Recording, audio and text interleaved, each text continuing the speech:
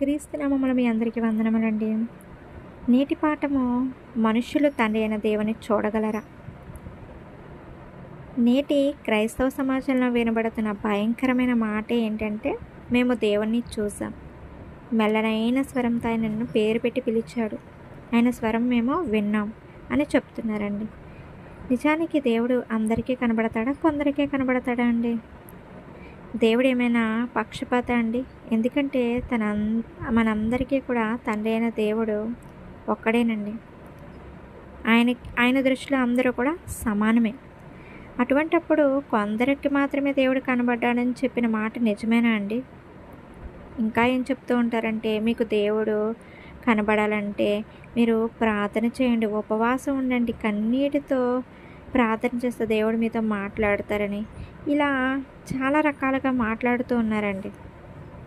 నిజంగా దేవుని యొక్క వాక్య పరిశీలన లేకని వీరు ఇలా మాట్లాడుతున్నారండి. ఏ విషయంలోనైనా తప్పిపోవచ్చు, మోసపోవచ్చండి, కానీ వాక్య విషయంలో మాత్రం మోసపోకూడదని మనకి దేవుడు హెచ్చరికిస్తున్నాడండి. మీరేమి వినుచున్నారో జాగ్రత్తగా చూచుకునుడి. ఏంటంటే, ఒక ఉద్యోగ విషయంలో మోసపోయినా మరలా మంచి ఉద్యోగం రావచ్చు, లేకపోతే డబ్బు విషయంలో మోసపోయినా మరలా ఇంకా సంపాదించవచ్చు బతికుంటే. కానీ వాక్య విషయంలో కనుక తప్పిపోయారంటే నరకానికి వెళ్ళిపోతారండి.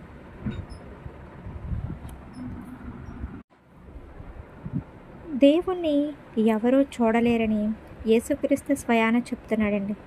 అదే మాట మనం చూసుకున్నట్లయితే యోహాను సువార్త 5వ అధ్యాయం 37వ వచనంలో, మీరు ఏ కాలమందైనను ఆయన స్వరము వినలేదు, ఆయన స్వరూపము చూడలేదు.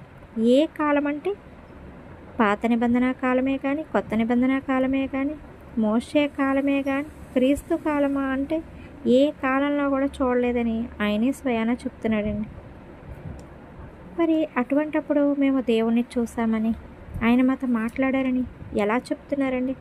అంటే వారికి వాక్య పరిశీలన అనేది లేదని మనకి అర్థమవుతుందండి. మరొక చోట కూడా ఏమంటాడంటే, యోహాను సువార్త 1వ అధ్యాయము 18వ వచనంలో, ఎవడునూ ఎప్పుడైనా దేవుణ్ణి చూడలేదు, తండ్రి రొమ్మునున్న ఆయన అద్వితీయ కుమారుడే ఆయన బయలుపరిచెను. అంటే దేవుణ్ణి ఎప్పుడైనాను, మరొక చోట ఏ మానవుడును ఎన్నడూ దేవుణ్ణి చూడలేదు. ఏ మానవుడు, ఆయనే స్వయాన చెప్తున్నాడండి దేవుణ్ణి చూడలేదని. మరి పూర్వం ఎందుకని చూసామని అన్నారంటే, ఏ మాటను బట్టి అంటే, వారు ఎవరు వచ్చినా సరే దేవుడే మాతో మాట్లాడారన్నట్టుగా అనుకునేవారండి. అదే మాట మనకి నిర్గమకాండం 3:2లో, ఒక పొద నడిమిని అగ్నిజ్వాలలు యెహోవా దూత అతనికి ప్రత్యక్షమాయెను. యెహోవాయే కనబడినట్లుగా వారు అనుకునేవారండి. మోషే దేవుడితో మాట్లాడుతారు, ఆయన్ని పేరు పెట్టి పిలిచారంటే నిజంగా దేవుడు మాట్లాడారే అని అనుకునేవారండి. కానీ నిజానికి అపోస్తల కార్యాలు 7:30లో కనిపిస్తుందండి, ఒక పొదలో అగ్నిజ్వాలలో ఒక దేవదూత అతనికి అంటే దేవదూత మాత్రమే కనిపించేవారండి. ఒకనాడు ఒక అబ్రహాము గారితో దేవుడు మాట్లాడినా సరే, లేకపోతే యాకోబుతో మాట్లాడినా సరే, ఇంకా ఆ పూర్వం ఎవరితో మాట్లాడినా సరే దేవుడు తన యొక్క సమాచారాన్ని దూతల ద్వారా పంపించేవాడండి. దానిని చూసి ఆ మనుషులు ఏమనుకునేవారంటే, దేవుడే మాతో మాట్లాడారని అన్నట్లుగా వారి మాటలు అనేది మనకి చదివినప్పుడు అర్థమవుతుందండి. కానీ దేవుని ఎవ్వరూ కూడా చూడలేదు. ఎందుకంటే ఆయన ఎక్కడుంటాడంటే, సమీపింపరాని తేజస్సులో ఆయన మాత్రమే వసించుచు అమరత్వం గలవాడై ఉన్నాడు. అంటే ఆయన ఒక్కడే ఉన్నాడండి. మరి ఎవ్వరూ కూడా అందులో సమీపించలేదండి. మరి వీరు చెప్తున్న దేవుణ్ణి చూసామని చెప్పుకుంటున్నారు కదండి. ఎవరిని చూసుంటారండి వారు? అంటే కొంతమంది సరేలే దేవుణ్ణి ఎలాగ చూడలేదంటున్నాం కాబట్టి యేసుక్రీస్తుని చూసామని కొంతమంది అంటారు. యేసుక్రీస్తు కూడా ఎప్పుడు కనిపించారంటే, యేసుక్రీస్తు శిలువ మరణం పొందిన తర్వాత 3వ దినాన లేచిన తర్వాత ఇంచుమించుగా 40 దినాల వరకు అందరికీ కూడా కనిపించారండి. చివరిగా ఎవరంటే ఆ మాట చెప్తున్నారు, అపోస్తలుడైన పౌలు గారికి కనిపించినట్లుగా అర్థమవుతుందండి. ఆయన ఏంటంటే ఇశ్రాయేలీయుల్ని ఆ యొక్క దేవుని నమ్ముకున్న వాళ్ళు అంటే క్రీస్తులోనికి వచ్చిన వాళ్ళందరూ కూడా ఎవరైతే ఉన్నారో వాళ్ళందరినీ కూడా చంపాలని అధికారం పొందిన తర్వాత అతడు బయలుదేరి వస్తున్నట్లుగా మనకి అపోస్తల కార్యాలు 9వ అధ్యాయము మొదటి నుంచి చదువుకున్నట్లయితే 10వ వచనంలో కనిపిస్తుందండి. సౌలా సౌలా నన్ను ఎందుకు హింసించుచున్నావు అని. అంటే ఆయనకి కల్పించింది ఒక వెలుగుగా కనిపించారండి యేసుక్రీస్తు. అంటే ఆయనే కడపట చూశారని ఆయన మాటల్లోనే మనం 1వ కొరింథీ పత్రిక 15:8వ వచనంలో కనబడుతుందండి. అందరికీ కడపట కాలమందు పుట్టిన నాకునో కనబడింది. అంటే చివరగా చూసిందంటే ఎవరంటే పౌలు గారండి. అపోస్తుడైన పౌలు గారు మాత్రమే చూశారండి. మరి వీరు చెప్తున్న ఎవరిని చూశారంటే పరిశుద్ధాత్మ మాకు వస్తుందని, మేము ఆత్మతో మాట్లాడతామని, ఇలాంటి సంగతులు అనేకమైనవి మనం వింటున్నామండి. పరిశుద్ధాత్మ విరోధంగా మాట్లాడే వారికి ఈ యుగమందైనను రాబో యుగమందైనను క్షమాపణ అనేది ఉండదని మనకి బైబిల్ వాక్యం బోధిస్తుందండి. పరిశుద్ధాత్మ వచ్చిందని అలాంటి తప్పు మాటలు అనేది మాట్లాడకూడదండి. ఎందుకంటే ఆయన పరిశుద్ధాత్ముడు ఎప్పుడు ప్రవేశిస్తాడంటే ఎప్పుడైతే క్రీస్తుని అంగీకరించి బాప్తిసం తీసుకుంటారో అప్పుడు అందరిలోని ప్రవేశిస్తాడండి.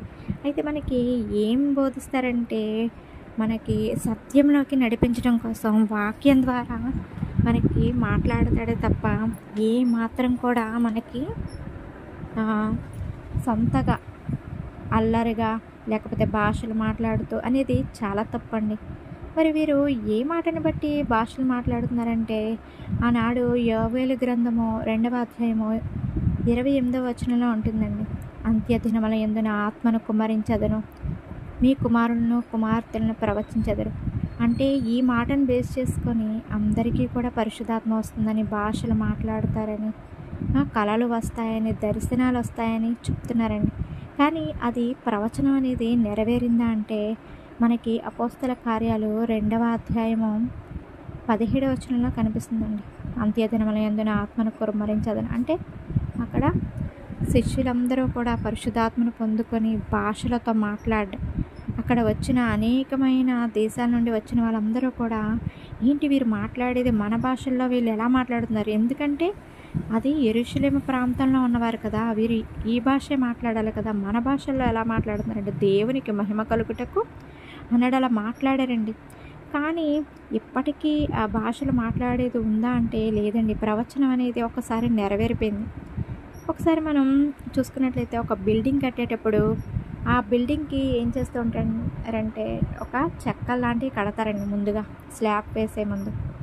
తర్వాత స్లాబ్ ఆరిన తర్వాత ఒక నెల రోజులకి ఏం చేస్తారంటే వాటిని తీసేస్తారు. ఎందుకని అంటే ఇంకా ఉంచుతారా వదిలేస్తారా అంటే వదలరు. ఎందుకంటే అది కంప్లీట్ అయిపోయింది, ఇంకా ఉంచకూడదు. అలాగే మనకి పరిశుద్ధాత్ముడు అంటే ఆ యొక్క ప్రవచనం అనేది నెరవేరిపోయింది. భాషలతో మాట్లాడడం కానీ మనకి ఎప్పుడైతే ఈ యొక్క 66 పుస్తకాలు కలిగిన ఈ గ్రంథం మన చేతికి వచ్చిందో ఇంకా ఆత్మ పరిశుద్ధ ఆత్మ అనేది మనలో ఉంది. కానీ మాట్లాడడం అనేది, దర్శనాలు అనేవి అక్కడికి లేవండి. వాక్యం అనేది కంప్లీట్ అయ్యే వరకు కూడా పరిశుద్ధాత్ముడు మాట్లాడడం అనేది జరిగింది. ఆ యొక్క ప్రవక్తల ద్వారా గ్రంథం పూర్తయ్యే వరకు వారికి తెలపడం కోసం జరిగిందండి. కానీ ఎప్పటికీ ఇంకా మాకు పరిశుద్ధాత్మ వస్తుందని, భాషలతో మాట్లాడతామని, దేవుడు మనకు కనిపిస్తాడని ఈ మాటలన్నీ కూడా వాక్య పరిశీలన లేకనే చేస్తున్నారు.